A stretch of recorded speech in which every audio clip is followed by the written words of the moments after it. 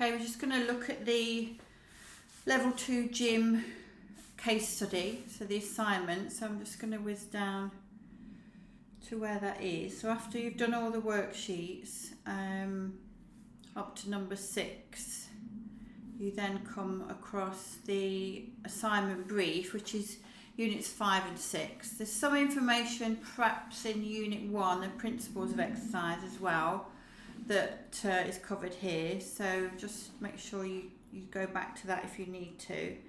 But this is your requirements for the assignment. Basically, your client is coming to this gym, your gym that you're a gym instructor in, for their just everyday program. So you're going to have them for one appointment, and then you will devise them an overall program.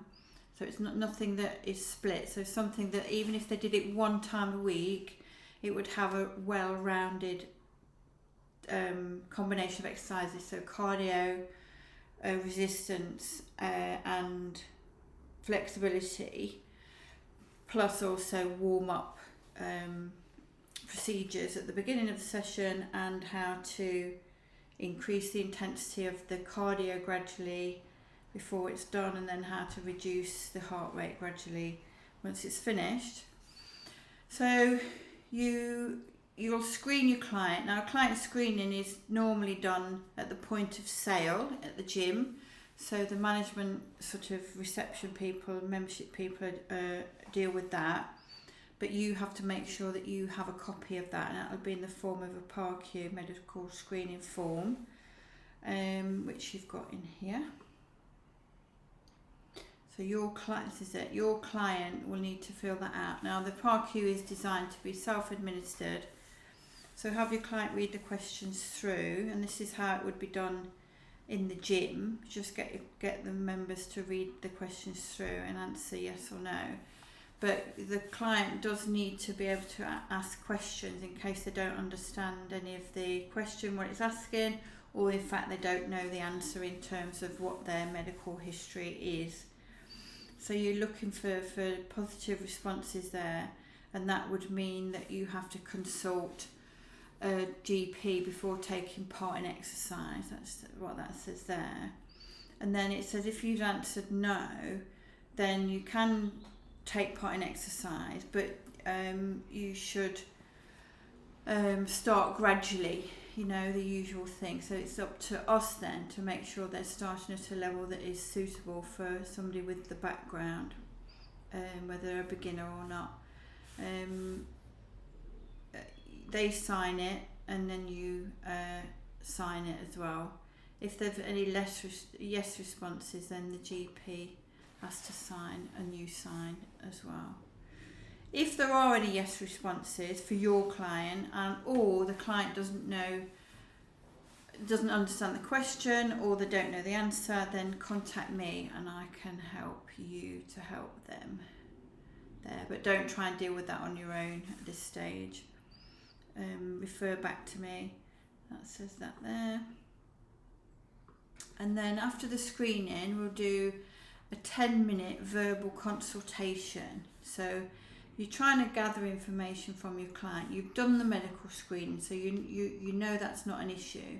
So this consultation is designed to evoke motivation, to get people to think about what it is they like or don't like about exercise, what they might miss out of their current life if they do allocate some time to exercise, how busy their life is.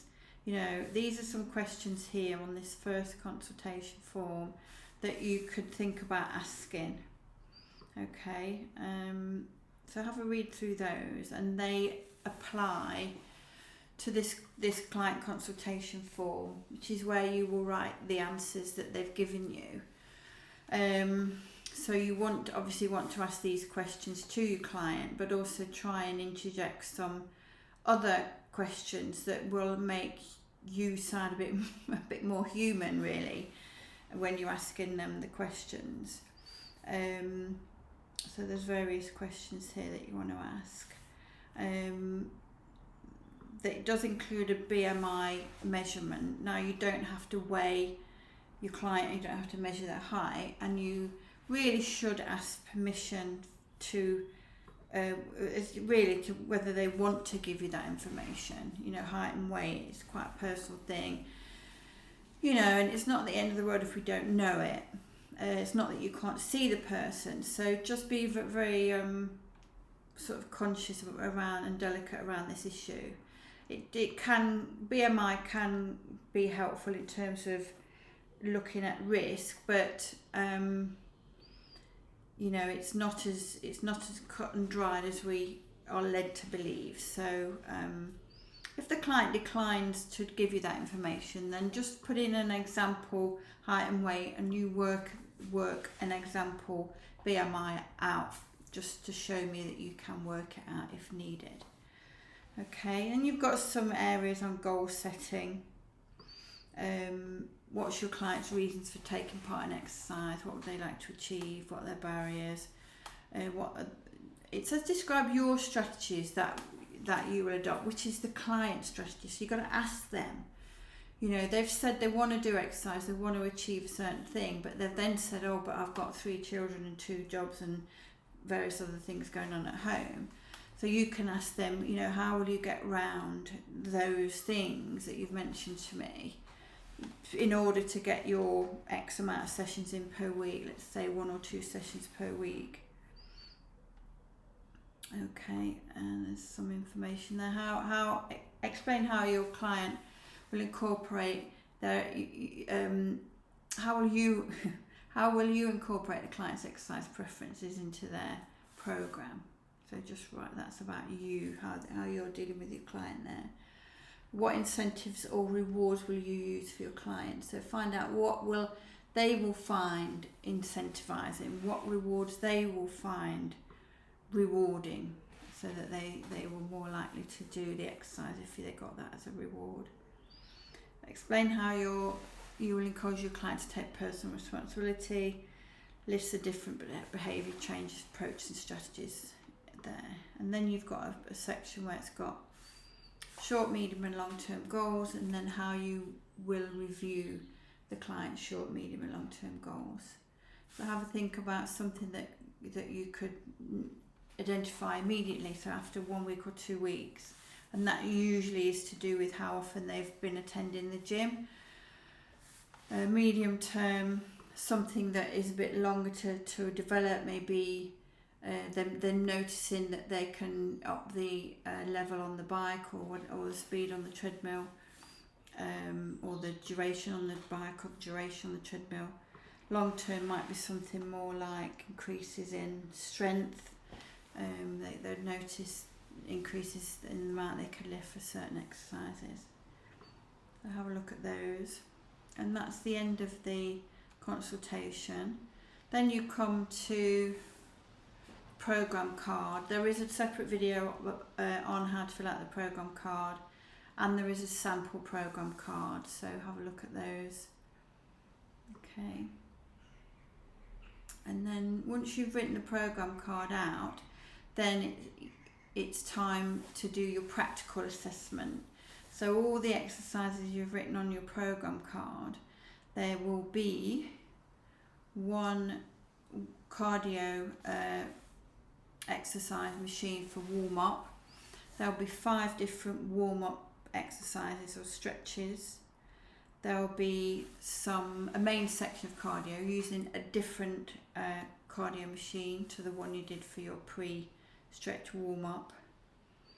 There'll be 4 resistance machines, 4 free weights and 3 body weight exercises covering the whole body, and then you'll have a cool down cardio, and then you'll have 5 cool down stretches.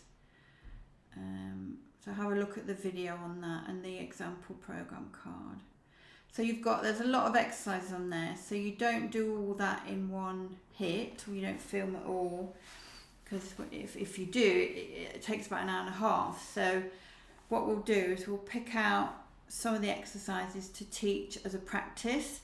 So the first practice that you'll do is literally to send me you teaching a bicep curl with a set of dumbbells, or bags of sugar. If you're going to do it at home, that's fine. Just send me your first video like that, and watch the practical videos before you do that. There's 4 of them. It's in 4 parts. You'll see those. So yeah, we do a little mini mock exam. Send me the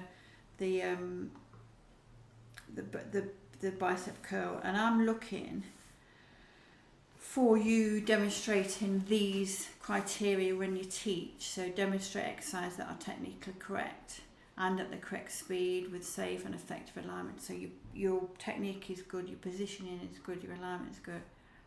Provide clear and accurate instructions. There's a handout on this that tells you what all these things look like. So provide clear and accurate instructions. Communicate as appropriate to the client's needs and the environment. Adopt appropriate positions to observe clients and respond to their needs. Monitor the safety and intensity of the exercise. Provide feedback and instruction points which are timely and clear and motivational. Adapt exercises with suitable progressions and regressions according to client's needs. That may not come up because your client might not go, can't do this, or hopefully they won't, because if they don't, you've chosen the exercises well. If they do, then just stop, pick a different exercise that they can do. That might more apply to the bodyweight exercises, because there's various progressions of the abdominal curl, the back extension, and the press up. There's 5 or 6 different levels of progression for each of those exercises. So just make sure you're showing the exercise at the right level for your client. You don't have to backtrack or regress it. Nothing like having to regress an exercise to make the client feel really uncomfortable in the gym. So let's try and get those right. But if it happens, then just deal with it and regress it, and just explain that you chose the wrong exercise for them. Present a positive self-image and about the organisation, so you look well presented. Establish an effective working relationship with clients. Communicate with clients in a way that makes them feel valued. Use motivational styles appropriate to the client and the exercise format. Demonstrate safe and effective lifting and passing techniques. So whenever you've got a client with dumbbells, if they're lifting them above the head, you need to have your hands between the weight and the client's head and body. So that's how you demonstrate safe and effective lifting. You will have to show them how to get the dumbbells from the floor.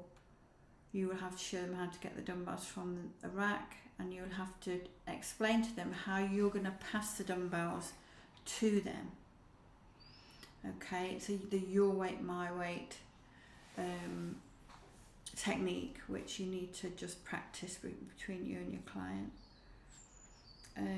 It says here, including deadlifting the barbell safely from the floor and spotting. So yeah, what we've just said. And then manage the time and the session effectively. So if you're just sending me a bicep curl, I'm going to look for all these things. Okay, so I do have a look at the other videos on this, and look at the handouts on all this as well.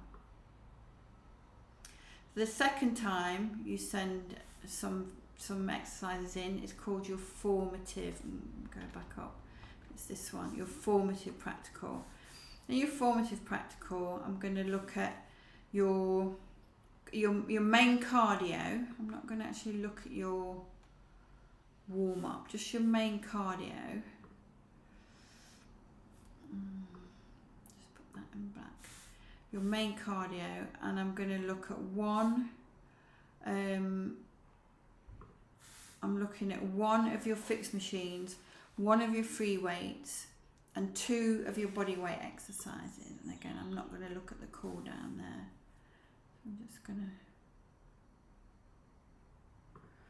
change that. So those 1, 2, 3, 4, 5 exercises are the next thing to do. Okay, so then you send those in and it'll give you some more feedback on them, looking at all these different criteria, and then you know you're getting good by this stage, and then you're going to be ready to do all the rest of the exercises to send me in one longer video, which should not last more than 60 minutes. So that's your summative or final observed practical assessment. So you're going to send me in your warm-up cardio, including your warm-up stretches, and I'm going to pick 3 of the 5 for you to demonstrate and teach, have your client do. You've done your main cardio, so you've done 1 of your fixed machines, so I'm going to ask for 3, the remaining 3 fixed machines, the remaining 3 free weights, and the remaining 1 body weight exercise, plus your cardio cool down, plus 3 of the 5 stretches that you've got on your card, and I'll pick the 3 before you do that. Okay, so there's 3 videos: mini mock, just a bicep curl, your formative, which is the 5 initial, and then the rest, which is your summative. There are some parts to, just going back up, there are some other things that you'll need to make sure that you've shown overall. Some of them are to do with what's on your program card, which is fine. But the other is to do with how you start the exercise session and how you end the exercise session, for example. So have a look at those, and also look at the video about the practical assessment as well. Okay.